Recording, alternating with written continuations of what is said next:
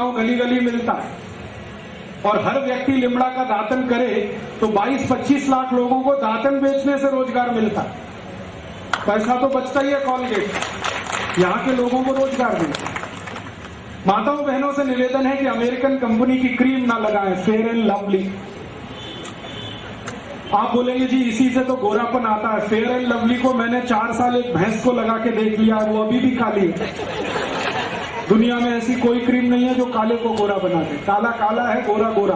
काला और गोरा होना डीएनए के साथ फिक्स होता है, क्रीम से फिक्स नहीं होता।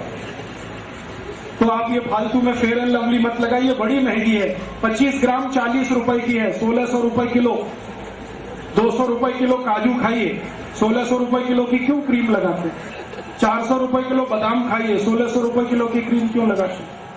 भाइयों को निवेदन है कि शेविंग क्रीम ना लगाएं अमेरिका की, पामोलिव, ये अमेरिकन शेविंग क्रीम। तो आप बोलेंगे जी दाढ़ी कैसे बनाएं? दूध से दाढ़ी बनेगी। थोड़ा दूध ले लीजिए, चेहरे में लगाइए, रेजर चलाइए, बहुत चिकनी दाढ़ी बनती है। 10 साल से मैं कर रहा हूं। 4 फायदे हैं। पहला फायदा है कि दूध लगाओ तो चेहरे की चिकनाई बढ़ती है, तो रेजर आसानी से चलता है, तो ब्लेड की लाइफ बढ़ जाती है। एक ब्लेड 8-10 बार दाढ़ी बना देता है। दूसरा फायदा है कि दूध से दाढ़ी बने तो दूध की बिक्री बढ़ती है, मुनाफा खेडूतों को मिलता है। तीसरा फायदा, दूध लगाओ तो क्लींजिंग एजेंट है दूध, चेहरे की गंदगी सारी निकाल देता है, तो चेहरा चमकता है, फोकट में स्मार्ट हो जाते हैं। मुफ्त में स्मार्ट बनने का फॉर्मूला बता रहा हूं, दूध से दाढ़ी बनाए। और आप सभी से विनती है कि दूध से भी नहाइए, दाढ़ी तो बनाइए, आप सब दूध से नहाइए, क्योंकि भारत में कहा जाता है दूधो नहाओ पूतो फल। कभी किसी ने नहीं कहा लक्स लगाओ पूतो फल या लाइफ बॉय से नहाओ पूतो फल। दूध से ही नहाने पर कहा गया। दूध से नहाने का फायदा क्या है? दूध बहुत इस्तेमाल होता है नहाने में, 2-3 चम्मच उसको लगाइए, रगड़ लीजिए और पानी से नहा लीजिए, गंदगी निकल जाती है। दूध जो है ना सबसे अच्छी क्लींजिंग करता है। सारे 5 स्टार ब्यूटी पार्लर में मिल्क क्लींजिंग ही होता है। बस इतना ही है कि वो 500 रुपए में करते हैं, मैं फोकट में बता रहा हूं आपको। अगर ब्यूटी पार्लर मिल्क क्लींजिंग कर सकते हैं तो आप भी कर सकते हैं ना अपने घर में। मेरा एक ही कहना है, अमेरिकन साबुन नहीं बिके, अमेरिकन क्रीम ना बिके, अमेरिकन टूथपेस्ट ना बिके, और अंत में अमेरिका की दवा मत खाइए कोई भी। बहुत अमेरिकन कंपनियां यहाँ के दवाएं बेच रही हैं, जैसे विक्स, ये अमेरिकन कंपनी की दवा है, विक्स, बेनेड्रिल, और अमेरिकन कंपनी की दवाएं हैं। एली लिली एक बड़ी अमेरिकन कंपनी है, जॉनसन एंड जॉनसन एक बड़ी अमेरिकन कंपनी है, प्रॉक्टर एंड गैम्बल, ये सब दवाएं बेचने आए हैं, धंधा करने। इनकी दवाओं पे कभी भरोसा मत करिए, क्योंकि जो दवाएं वो यहां बेच रहे हैं वो दवाएं अमेरिका में बंद हैं 20 साल से, और गवर्नमेंट ऑफ अमेरिका ने उनको पॉइजन डिक्लेयर किया। वो दवाएं यहां पर धड़ल्ले से बेच रहे हैं। आपको अमेरिका की सबसे खतरनाक जो दवा दी जा रही है आजकल, वो हार्ट पेशेंट को दी जा रही है। आप में से किसी को भी भगवान न करे हार्ट अटैक आए, लेकिन आ गया तो आप जाएंगे डॉक्टर के पास। आपको मालूम है कि एंजियोप्लास्टी ऑपरेशन आपका होता है। एंजियोप्लास्टी ऑपरेशन में एक स्प्रिंग डाली जाती है आपके शरीर में, उसको स्टंट कहते हैं। ये अमेरिका से आता है, और ये स्टंट जो अमेरिका से आता है उसका कॉस्ट ऑफ प्रोडक्शन $3 के आसपास है, और यहां लाकर वो 2.5 लाख रुपए में बेचते हैं। ऐसे लूटते हैं आप। और एक बार हार्ट अटैक में एक स्टंट डालेंगे, दूसरे में दूसरा। डॉक्टर को कमीशन है, इसलिए वो बार बार कहता है एंजियोप्लास्टी कराओ, एंजियोप्लास्टी कराओ। आप मत कराइए।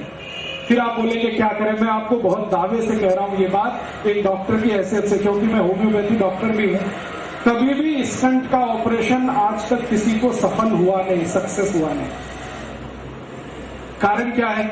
आपकी जिस वाहिका में स्टंट डाला जाता है नली में, वो स्टंट इतना बड़ा है, नली में यहां उन्होंने फिक्स कर दिया, तो स्टंट के आगे और पीछे फिर ब्लॉकेज हो जाता है, और सेकंड हार्ट अटैक फिर आएगा। तो फिर वो कहेंगे दूसरा स्टंट लगवा लो, और इसी चक्कर में आपकी जिंदगी निकल जाएगी, लाखों रुपए लूट के ले जाए। तो आप बोलेंगे जी क्या करें? मेरा आपको विनम्र विनती है कि आपको कभी भी एंजियोप्लास्टी का खतरा हो तो आप ऑपरेशन तो मत कराओ। क्या करें फिर? जिंदगी बचानी है तो आप एक सरल उपाय करो। वो मेरा नहीं है, भारत देश के महान व्यक्ति का उपाय है। वो व्यक्ति का नाम था बाघभट्ट। उन्होंने 3500 साल पहले लिखा एक पुस्तक में, जिसका नाम है अष्टांग हृदय, और एक पुस्तक है अष्टांग संग्रह। 7000 सूत्र उन्होंने लिखे हैं बीमारियों को ठीक करने के लिए। उसका एक सूत्र है कि कभी भी हृदय घात अगर है, हृदय को घात हो रहा है, तो जान लीजिए कि रक्त में एसिडिटी बढ़ी हुई है।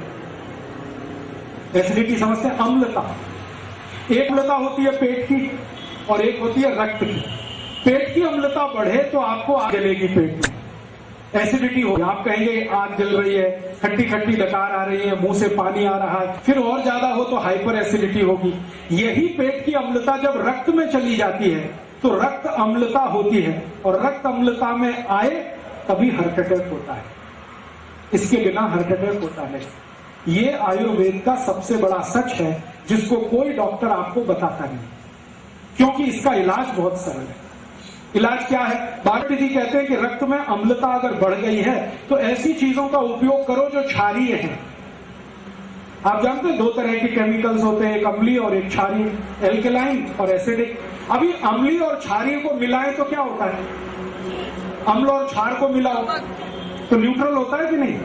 तो भागवत जी कहते हैं कि रक्त में अम्लता बढ़ी हुई है तो क्षारीय चीज खाओ तो रक्त की अम्लता न्यूट्रल हो जाएगी, माने हार्ट अटैक की जिंदगी में संभावना खत्म हो जाएगी। ये है कहानी। तो आप पूछोगे कि कौन सी क्षारीय चीज है जो हम खाएं? आपके रसोई घर में सवेरे से शाम तक इतनी चीजें हैं जो क्षारीय ही है, अगर उन्हीं को खाना शुरू करो तो हार्ट अटैक ना आए, और कभी आ जाए तो दोबारा आने का चांस ना। क्या क्षारीय चीज है? सबसे ज्यादा क्षारीय चीज आपके घर में है दूधी। दूधी है ना, सब्जी के रूप में आप खाते हैं, इससे ज्यादा क्षारीय कोई चीज ही नहीं। तो दूधी का रस पियो रोज निकाल, या कच्ची दूधी खाओ।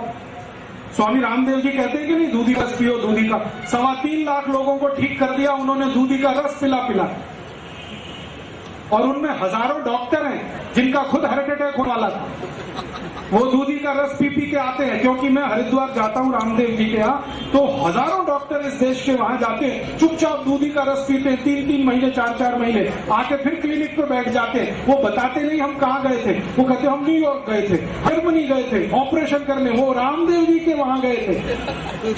वो 3 महीने दूधी का रस पी के आए हैं, हार्ट अटैक ठीक हो गया है, आके फिर ऑपरेशन पे लग गए हैं। और वो इतने हरामखोर है कि आपको नहीं बताते कि आप भी दूधी का रस पिए।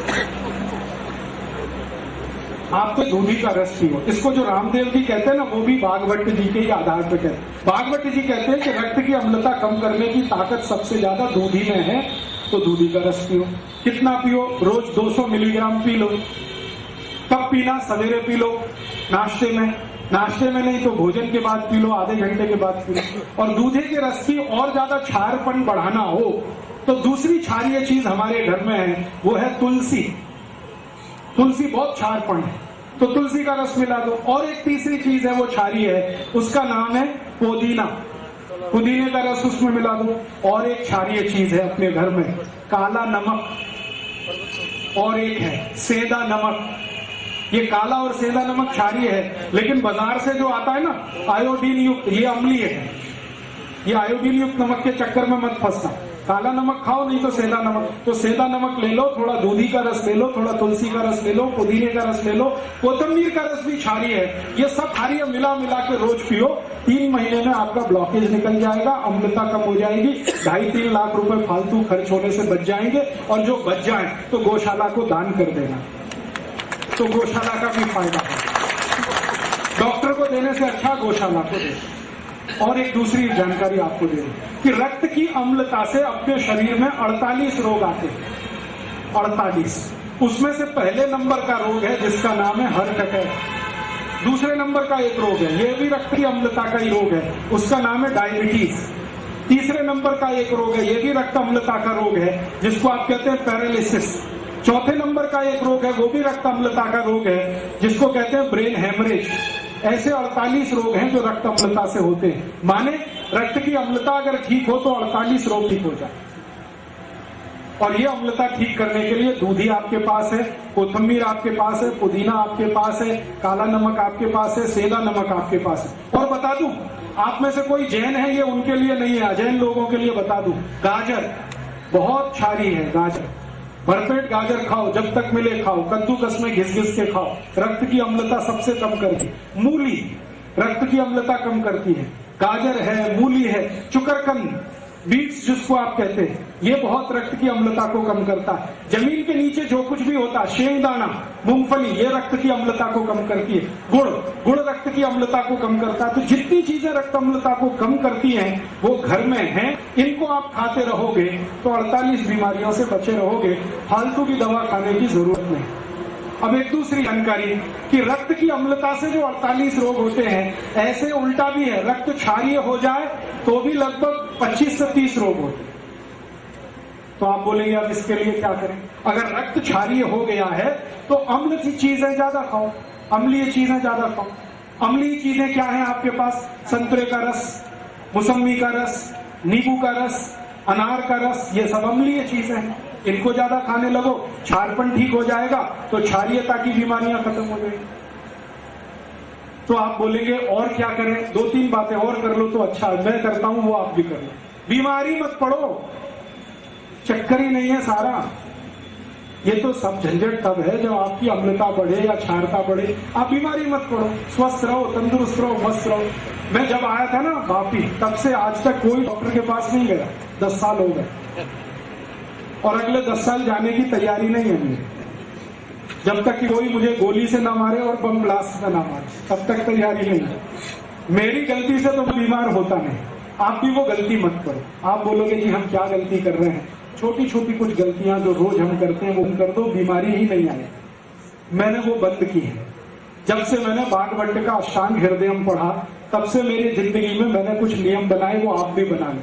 बागवट ने अष्टांग हृदयम में 10 नियम कहे हैं जो कोई भी पालन करे तो जिंदगी में बीमार ना हो। मैं वो नियम पालन करता हूं, आप भी करें। बहुत सरल है, बहुत आसान है, कोई भी कर सकता। क्या नियम है? बागवट ने सबसे पहला नियम बताया, जिंदगी में कभी बीमार नहीं पड़ेंगे आप। वो ये कहते हैं खाना खाने के तुरंत बाद पानी मत पियो। उन्होंने संस्कृत में कहा भोजनांते विषमवारी, भोजन के अंत, भोजनांते माने भोजन अंते, विषमवारी, विष माने जहर, तो भोजन के अंत में पानी जहर जैसा है, ये है सूत्र। तो भोजन के अंत में पानी मत पियो। आप बोलेंगे जी कब तक ना पिए? 1.5 घंटे तक मत पियो, उसके बाद पी लो। तो आप कहेंगे बड़ी मुश्किल बात है, 1.5 घंटे कैसे रहे बिना पानी के? तो बागवट जी कहते हैं कि भोजन के तुरंत बाद कुछ पीना है तो छाछ पी लो, और कुछ पीना है तो दूध पी लो, और कुछ पीना है तो कोई फल का रस पी लो, जूस। पानी 1.5 घंटे बाद पी। अब तो चल जाएगा। खाना खाते ही अगर प्यास लग रही है तो जूस पी लो, गिलास भर के, 2 गिलास भर के।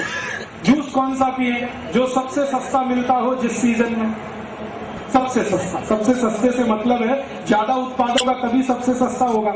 आजकल जो सबसे सस्ता जूस है वो शेरडी का है, गन्ने का पियो। जब भी खाना खाओ गन्ने का रस पी लो, और थोड़े दिन के बाद संतरे का रस आ जाएगा, फिर द्राक्ष का आ जाएगा, अंगूर का आ जाएगा। तो जो रस मिलते हैं बाजार में या सीजन के फल हैं, वो रस पियो खाने के तुरंत बाद, या तो छाछ पियो नहीं तो दूध पियो। रस पीने का तरीका है सवेरे पीना, छाछ पीने का है दोपहर पीना, दूध पीने का है रात को पीना। खाने के तुरंत बाद दूध पीना, छाछ पीना, रस पीना है। सुबह खाना खाया तो जूस पीना, दोपहर खाया तो छाछ, रात को तो दूध। अगर पानी पीना है तो 1.5 घंटे बाद ही पीना। क्यों? कारण उसका यह है कि आपने जो कुछ खाया वो पेट में गया, पेट में जाते ही इसमें आग जलती है खाने का पाचन होने के लिए। उसको कहते हैं जठर अग्नि। जठर एक स्थान है जहां पर भोजन जाता है, वहां अग्नि जलती है, जठर अग्नि। इस अग्नि को जलने में 1.5 घंटा लगता है। तो जब तक अग्नि जल रही है पानी मत पियो। अगर पी लिया तो अग्नि बुझ जाएगी, अग्नि बुझेगी तो खाना नहीं पचेगा, खाना नहीं पचेगा तो सड़ेगा, सड़ा हुआ खाना सारे रोग पैदा करेगा जिनके नाम मैंने थोड़ी देर पहले लिए। इसलिए बागवट कहते हैं खाने के बाद पानी मत पियो। कर सकते, आसान है। स्वस्थ रहने के लिए तो कुछ भी कर सकते हैं। तो ये आसान नियम है। दूसरा नियम है बागवट जी का, वो ये कहते हैं कि पानी जब भी पियो घूट घूट भर के पियो, थोड़ा थोड़ा सिप सिप करके पानी पियो। गट गट गट गट गट गट पानी मत पियो। एक सिप पिया, दूसरा सिप, तीसरा सिप। क्यों पीना भाई? कारण ये है कि मुंह में बनती है लार, स्लाइवा, ये होती है क्षारीय। पेट में बनता है अम्ल जिसको हाइड्रोक्लोरिक एसिड कहते हैं। तो मुंह की लार और पेट का अम्ल दोनों मिले तो हो जाएगा न्यूट्रल। ये क्षार है, ये अम्ल है। तो पेट हमेशा न्यूट्रल रहे तो बार बार लार अंदर जानी चाहिए। तो तो पानी अगर घूट घूट पिए तो ज्यादा लार अंदर जाएगी, इसलिए भागवत कहते हैं पानी हमेशा घूट घूट पिए। ये पक्षी है ना, सब ऐसे ही पानी पीते। चिड़िया देखो पानी पीती है, एक ड्रॉप उठाएगी पानी का, फिर ऐसे ऐसे करेगी, फिर पिएगी।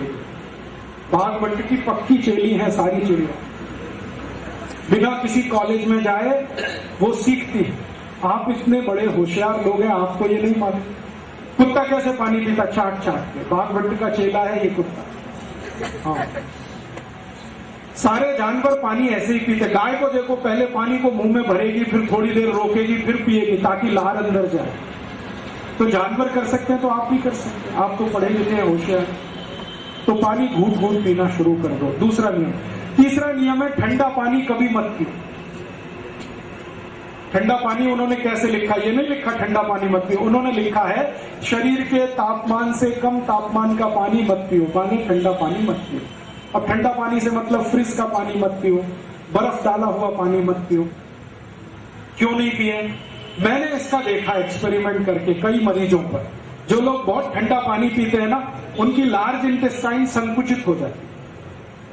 लार्ज इंटेस्टाइन और स्मॉल इंटेस्टाइन शरीर में है, तो ज्यादा ठंडा पानी पियो तो लार्ज इंटेस्टाइन वैसे ऐसी होती है, ठंडा पानी पीते ही ऐसे होती है। और दिन में 10 बार आपने पिया तो 10 बार ये ऐसे ऐसे होती है। फिर रोज पीते रहे तो ये परमानेंट ऐसे हो जाए। अब जब लार्ज इंटेस्टाइन संकुचित हो गई तो सवेरे आप जब संडास घर में जाएंगे तो पोट साफ होगा ही नहीं, क्योंकि ये संकुचित है। दुनिया में मैंने देखा है जो लोग चिल्ड वाटर पीते हैं, अमेरिकन यूरोपियन लोग चिल्ड वाटर पीते हैं, पानी फ्रिज में रखेंगे, ऊपर से बर्फ डालेंगे, फिर पिएंगे। और ये चिल्ड वाटर पीने वाले लोगों को मैंने देखा सवेरे टॉयलेट रूम में जाएंगे तो 1-1 घंटे बाहर नहीं आते, कभी कभी 2-2 घंटे बैठे रहते। पूछो भैया क्या कर रहे हो 2 घंटे टॉयलेट रूम में? कहते न्यूज़पेपर पढ़ रहे हैं। क्यों पढ़ रहे हो? न्यूज़पेपर के लिए टॉयलेट रूम है? कहते उतरती नहीं संडास, क्या करें, बैठे हैं इंतजार कर रहे हैं। तो कभी समस्या इतनी भयंकर होती है कि वो इंतजार में गाना गाने लगते हैं, मेरे सपनों की रानी कभी आएगी, वो आती नहीं है, करे क्या। और उससे भी बड़ी समस्या हो जाए ना तो दूसरा गाना गाते हैं, एक बार आजा आजा आजा, आती नहीं, कहे कहे। बड़ी समस्या है ये अमेरिकन और यूरोपियंस में। आप ये समस्या अपने शरीर में मत लाओ, माने कब्जियत मत होने दो, कॉन्स्टिपेशन मत होने दो, माने ठंडा पानी मत पियो। पानी फिर कैसा पिए? हल्का गर्म पानी पीते रहो। अगर जैन है तो बहुत अच्छा, अजैन है तो भी पानी पक्का हुआ माने गर्म किया हुआ पानी ही पियो। थोड़ा गुनगुना रहे तो बहुत ही अच्छा। और चौथा सूत्र है सवेरे उठते ही सबसे पहले पानी पियो, चाय से पहले पानी पियो। कितना पिए? 3 गिलास पी लो, बिना प्यास के पी लो, थोड़ा थोड़ा घूट घूट भर के पी लो। क्यों? रात भर आप सोए, मुंह में जो लार बनी है ये बहुत कीमती है, ये अंदर जाए तो बहुत अच्छा, इसलिए सुबह उठते ही पानी पीने का नियम। 5वां नियम है खाने को चबा चबा के खाओ। इतनी बार चबाओ जितने आपके दांत, 32 दांत है तो 32 बार चबाओ। कोई कहेगा जी दांत ही नहीं मेरे को, अब क्या करें? तो मसूड़े है ना, वो दांत के जैसे ही हो जाते हैं। अगर दांत निकल गए तो मसूड़े दांत के जैसे हो जाते हैं, तो धीरे धीरे चबा के आप खा सकते हैं, ऐसी कोई तकलीफ। तो खाना धीरे धीरे चबा चबा के खाओ। 6वां नियम है कभी भी खड़े होके खाना मत खाओ। 2 पाए आदमी के लिए खड़े होके खाना वर्जित है, 4 पाए के लिए ठीक है, माने जानवर खड़े होके खाएं तो ठीक है। बुफे सिस्टम बफेलो सिस्टम है, बुफे सिस्टम में खाना मत खाइए, खड़े खड़े मत खाइए, खाना प्लेट में लेके जमीन पे बैठ के खाइए। आप बोलेंगे जी शादी में गए हैं तो क्या, एक प्लेट में खाना लेके कहीं बैठ के खाइए, तो आप कहिए दूसरे लोग हंसेंगे, हंसने दीजिए, वो मूर्ख है इसलिए हंस रहे हैं। मूर्ख लोग बहुत बार हंसते। आप जमीन पे बैठ के खाने लगेंगे, वो भी आपकी नकल देख के करने लगेंगे। तो आप बोलेंगे जी घर में तो डाइनिंग टेबल है, क्या करें, बेच दो इसको, और क्या करें। कचरा सब घर में थोड़ी रखा जाता है। आपने कबाड़ कहीं से लाया और घर में सजा लिया तो अब कबाड़ तो कबाड़ ही है ना, वो हीरा सोना पन्ना तो नहीं होने वाला। और डाइनिंग टेबल कितने इलाके में आपने रख के कितना एरिया घेर रखा है, जरा सोचो। वापी में 1 स्क्वायर फीट कितने का है? 3000 का 4000, 4000 रुपए स्क्वायर फीट के एरिया को आपने डाइनिंग टेबल से घेर के रखा है, जो बिना किसी काम का। सोचो, दुनिया बुद्धि लगाओ ना, कुछ व्यापारी बुद्धि लगाओ, इतना एरिया कवर करके रखा। इससे अच्छा डाइनिंग टेबल ना रहे तो वो एरिया का कुछ तो उपयोग होगा, बैठने में ही काम आएगा। तो आप बोलेंगे अब तो खरीद लिया डाइनिंग टेबल, अब क्या कर सकते हैं। तो मेरी बात मानो, उसके पांव काट दो डाइनिंग टेबल के, तो तुरंत नीचा हो जाएगा। उसको पटरे की तरह से इस्तेमाल करो, जमीन पे बैठ के उस पे थाली रख के। जो आप बोलो घुटने नहीं मुड़ते, बैठे कैसे, कुर्सी तो चाहिए। तो कुर्सी पर बैठकर अगर खाना खाना है तो मैं एक बीच का रास्ता बताता हूं।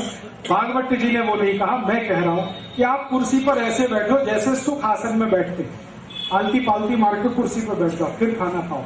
खाना खाते समय महत्व की बात है जो जाननी चाहिए, वो ये कि हमारी जो नाभि है ना, इस पर धरती का सेंटर ऑफ ग्रेविटी रहना चाहिए, नाभि पर। ये तभी संभव है जब आप जमीन पर बैठे हो। खड़े होने पर सेंटर ऑफ ग्रेविटी डायग्राम पे आता है। नाभि पर अगर पृथ्वी का गुरुत्वाकर्षण है तो नाभि एकदम सेट रहती है, और खाना खाते समय नाभि सेट रहे तो जठर अग्नि सबसे जास्ती प्रदीप, इसलिए बैठकर खाना अच्छा है।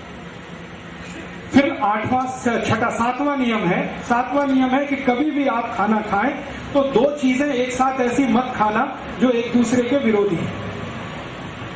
जैसे दूध और दही कभी साथ में नहीं खाना, उड़द की दाल और दही कभी साथ में मत खाना। दो टूटने वाली दो दाल जिनको द्विदल कहते हैं उनको दही के साथ मत खाना। खाना ही हो तो दही को गर्म कर लेना फिर खाना। कभी भी कांदा माने प्याज और दूध साथ में नहीं खाना। कभी भी खट्टे फल संतरा मौसमी इनको दूध के साथ मत खाना। ये विरोधी चीजें हैं। भागवत ने एक लंबी सूची बनाई है, 103 वस्तुएं हैं जिनको एक साथ ना खाएं तो आपकी जिंदगी में रोग आने ही वाले नहीं। और एक छोटी सी आखिरी बात, दोपहर का खाना खाएं तो 20 मिनट विश्रांति जरूर लें। रात का खाना खाएं तो 2 घंटे बाद विश्रांति लें। दोपहर के खाने के बाद विश्रांति लें तो ज्यादा लेफ्ट साइड में आप करवट रख के सोए, ये राइट ऊपर रहे लेफ्ट, इसको वाम कुक्षी कहते हैं। कभी भी वजन नहीं बढ़ेगा, पेट नहीं बढ़ेगा। जो सीधे सोएंगे तो पेट भी बढ़ेगा, वजन भी बढ़ेगा। दोपहर को खाने के बाद हमेशा लेफ्ट में सोए, और रात को जब सोए तो 2 घंटे बाद सोए खाने के बाद। और सोते समय एक चीज का ध्यान रखें कि सिर ज्यादा से ज्यादा पूर्व में रहे, सूर्य की दिशा में रहे, या कोई बहुत इमरजेंसी हो तो दक्षिण में रहे। उत्तर और पश्चिम में सिर करके कभी भी ना सोए। ये 10 नियम हैं, मैं पालन करता हूं, आप भी करो। मैं बीमार नहीं हुआ 10 साल से, आप भी नहीं होंगे, ये मेरी बात है। और जो थोड़ी बहुत बीमारी आज है, आप ये नियम ईमानदारी से कल से शुरू कर दो। 3 महीने बाद आप खुद बताना आपकी बीमारी बिना दवा के फोकट में ही ठीक हो रही है कि नहीं। Acidity, hyper acidity, ulcer, peptic ulcer, एड़ी का दर्द, घुटने का दर्द, कमर का दर्द, ये अपने आप जाए। इसलिए मेरा टारगेट है अमेरिका की दवा नहीं बिके इससे, एक दवा उसकी न बिके। ये तभी संभव है जहां आप स्वस्थ रहें, तंदुरुस्त रहें, और स्वस्थ रहेंगे तभी सुखी रहेंगे। हमारे यहाँ कहते हैं ना, सर्वे भवन सुखिने सर्वे संतु निरामया। ये सुखी तब होंगे जब निरोगी होंगे। निरोगी हुए बिना कोई सुख नहीं है दुनिया का। करोड़ों रुपए हो और रोग ही रोग हैं, कोई सुख नहीं है। एक पैसा नहीं है आपके पास लेकिन शरीर के रोग नहीं है, आप बहुत सुखी। सुख जो है शरीर में से उपजता है, मन बुद्धि के कर्म के आधार पर। पैसे से सुख नहीं खरीदा जाता और ना कहीं मिलता है, तो आपके अंदर से उपजेगा। संतुष्टि है तो सुखी होगी, और संतुष्टि होने का एक ही आधार है, निरोगी रहे। तो मेरे 2 उद्देश्य हैं, अमेरिका को पैसा ना जाए, उनकी दवा ना बिके, आप सुखी हो जाए, स्वस्थ हो जाए। और घर में रसोई है ना, इसमें सैकड़ों दवाएं हैं, उनका उपयोग कर लो ना। मैंने दूध बताया, मैंने आपको धनिया पुदीना ये सब क्षारीय हैं, ऐसे ही अम्लीय दवाएं हैं। कुछ दवाएं जो बहुत कॉमन है, जो आप रोज इस्तेमाल करो, बहुत अच्छा। एक हमारे रसोई में दवा है जिसको अजवाइन कहते हैं, अजवाइन, गुजराती में अजमो कहते हैं, अजमो। ये बहुत ही अद्भुत है। किसी को भी एसिडिटी हो, हाइपर एसिडिटी हो, अजवाइन को भून लो तवे पे, थोड़ा काले नमक के साथ फनकी ले लो, 3 दिन में ही एसिडिटी खत्म कर। और यही अजवाइन बहुत अच्छी है। अगर किसी को कॉन्स्टिपेशन हो गया हो, कब्जियत हो, तो गुड़ के साथ अजवाइन खा लो, एक ही दिन में कॉन्स्टिपेशन रिलीज करते। ऐसे ही अजवाइन के जैसा जीरा है, वो भी आपके पेट की एसिडिटी को कम करेगा। आपके घर में नमक बदल दो आप, ब्लड प्रेशर की बीमारी चली जाएगी। कौन सा नमक खाएं, सेंधा नमक खाओ, काला नमक खाओ, ये आयोडीन युक्त नमक बंद कर दो तो आपके हाई ब्लड प्रेशर की तकलीफ है। तो ऐसी बहुत सारी चीजें आपके पास साधारण सी हैं, इनका आप उपयोग कर लो, बीमारियों से बच लो, दवाओं के पैसे कम हो जाए खर्च होना, देश की सुरक्षा बढ़ जाए उससे, और देश का बहुत ज्यादा लोगों का सुख और समृद्धि बढ़ जाए, ऐसी मेरी भावना है। शुरू हुआ वहां से और अंत यहाँ पर है। जीवन को थोड़ा सरल, आसान, हिंदुस्तानी, स्वदेशी, भारतीय बनाओ। पहले भी मैं 10 साल पहले आया था, यही बोल के गया था, बी इंडियन बाय इंडियन।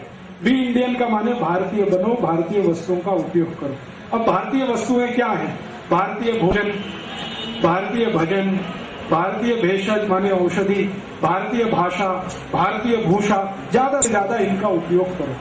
विदेशी भूषा माने विदेशी कपड़े, विदेशी भोजन माने pizza, burger, hot dog, cold dog, chowmein मत खाओ, हिंदुस्तानी भोजन ज्यादा करो। विदेशी भजन, जो विदेशी गाने हैं मत गाओ, मत सुनो, स्वदेशी गाने गाओ, स्वदेशी भजन सुनो। जितना बने उतना आप करो तो देश अपने आप करेगा। हमारे यहाँ एक कहावत है, महाजन येन गता से पंथा, माने जिस रास्ते बड़े लोग चल पड़ते हैं ना, समाज के बाकी लोग उसी तरफ चलने लगते हैं। आप सब महाजन लोग हैं, माने श्रेष्ठ लोग हैं। आप इस रास्ते चलेंगे, नीचे वाले अपने आप चलेंगे। मैंने मुंबई में देखा, करोड़पति लोग जब से लिमड़ा का दातन करने लगे, रोडपति लोगों ने भी दातन शुरू कर दिया। और मुंबई में हर साल दातन की बिक्री बढ़ रही है, कॉलगेट की बिक्री घट रही है। लाखों लोग रोजगार पाते हैं मुंबई में, जो दातन बेचते हैं सड़क पर या तो रेलवे प्लेटफॉर्म पर। तो हम कर सकते हैं, हमारे सामने ये है, आदर्श है, देश को खतरे से बचाना है। और आपकी वही भूमिका है जो सैनिकों की होती है। सैनिक सीमा पर खड़े होकर शत्रु से देश की रक्षा कर रहे हैं, आप देश के अंदर रहकर जो शत्रु आ रहा है उससे देश की रक्षा करें। ऐसी भावना के साथ आपका आभार। आपने बड़े ध्यान से सुना, बहुत आभारी हूँ। दूसरों को ये बताएंगे और भी आभारी रहूंगा। ये जितनी बातें मैंने कही हैं, दवाओं की, औषधियों की, ये किताबें भी लिखी हुई हैं, पीछे है, आप ले लेना। हमारा कार्यकर्ता नीलप्पा, उसके पास किताबें हैं। रसोई घर की सारी दवाएं, औषधियां उन किताबों में, किससे क्या होता है, किससे क्या होता है।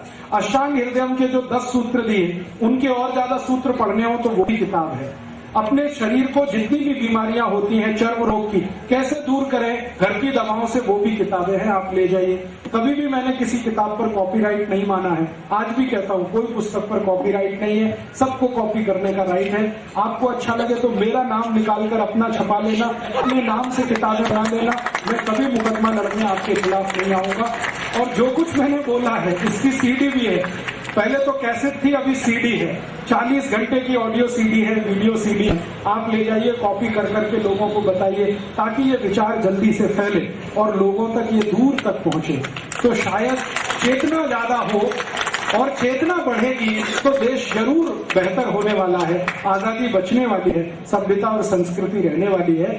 भारत देश के बारे में एक विशेष बात मुझे महसूस होती है, वो ये कि दुनिया का ये विशिष्ट देश है। विशिष्टता क्या है? 1000 साल विदेशी हमले इस देश पर हुए, किसी देश पर नहीं हुए, फिर भी ये देश जीवित है।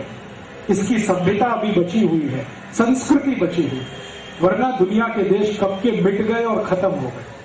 हम अभी भी बचे, क्योंकि हमारे पास धर्म का आधार है, संस्कृति का आधार है, सभ्यता का। आगे भी ये देश बचेगा, क्योंकि पहले भी ये देश बचा है धर्म और संस्कृति की ताकत से, आगे भी बचेगा। आप सब उसमें महत्वपूर्ण भूमिका निभाएं, यही मेरी आपसे निवेदन है। ये पूरा अभियान देश भर में मैं चलाता हूँ। इसके लिए फंड्स इकट्ठे करने के लिए खादी मैं बनाता हूँ, हमारे कार्यकर्ता बनाते हैं। खादी की बिक्री से कुछ पैसा आता है तो ये अभियान चलता है। हमारे कार्यकर्ताओं की बनाई कुछ खादी है, आप खरीदेंगे तो मुझे थोड़े से फंड्स मिलेंगे। पुस्तकें और सीडी खरीदेंगे तो आप कॉपी करके दूसरों को देंगे, उनको लाभ होगा। खादी खरीदेंगे तो थोड़ा मुझे भी लाभ होगा, क्योंकि हमारे काम के लिए थोड़ा पैसा उससे हम जुटाते। 100 रुपए की खादी आपने ली तो 15 रुपए उसमें से हमें मिलेगा। पूरे साल में हम कुछ लाख रुपए की खादी बेचकर जो फंड्स इकट्ठा कर पाते, उसी से ये काम चलाते। आगे कुछ बड़ा काम करने की इच्छा है, जैसे भरत भाई ने कहा एक टीवी चैनल मुझे शुरू करना है, क्योंकि ये तो कुछ डॉक्यूमेंट्स मैंने दिखाए, ये टिप्स ऑफ द आइस लगे ऐसे हजारों हैं जो आपकी आंखें खोल देंगे, आपके ज्ञान चक्षु खुल जाए। लेकिन वो टीवी पर आए, उसके लिए चैनल चलाना है, उसके लिए कुछ फंड्स इकट्ठे करने हैं, काम में लगा हूं। जिस दिन हो गई ये व्यवस्था, उस दिन चैनल भी शुरू होगा, अखबार भी चलेगा, मैगजीन भी निकलेगी। मेरा एक ही उद्देश्य है, एक ही ध्येय है कि ये देश को फिर से सोने की चिड़िया बनाना है। भूतकाल में ये देश सोने की चिड़िया था, भविष्य में भी सोने की चिड़िया बनाना है, वर्तमान इसका सुधारना है, बदलना है। तो उसी काम में लगा हूं। आप सब भी मेरे सहयोगी बनेंगे तो अच्छा होगा। भरत भाई ने मुझे आज सुबह प्रस्ताव दिया कि आप एक भारत कथा कहिए जिसमें ये सारे दस्तावेज एक बार लोगों के सामने आए। आप चाहें तो 6-7 दिन की यहीं पर आयोजित हो सकती है।